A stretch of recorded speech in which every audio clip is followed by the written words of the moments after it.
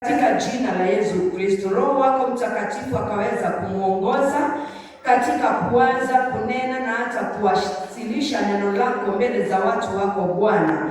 Hili neno likakuja na nguvu kutoka kwako, likafikia kila sikio, ili Bwana tukaweza kusikia mausia yako na tukajua kusudi lako kuhusu kila mmoja wetu siku ya leo katika jina la Yesu Kristo. Ni asante kwa sababu hii kongamano halija kongamana juu ya lolote lingine. Your word says you are 2 or 3 gather in your name, there you are in their midst. Tumekongamana kwa ajili ya Kristo Yesu, na ndio maana ninaomba uwepo wako ukaandamana nasi, ukakaa nasi, ukatenda maishani mwetu, ili kusudi lako likatimizwa juu ya maisha ya kila mmoja kwa utukufu wa jina lako. Asante kwa mtumishi wako Bwana, asante kwa mafuta uliyomwaga juu yake Jehova Mungu. Naomba katika jina la Yesu Kristo, anaponena akanena yale ambayo yametoka kwako Bwana, nasi tukaweza kupokea kutoka kwako Bwana, na zaidi ya yote tukawa wepesi wa kukimbia na hili neno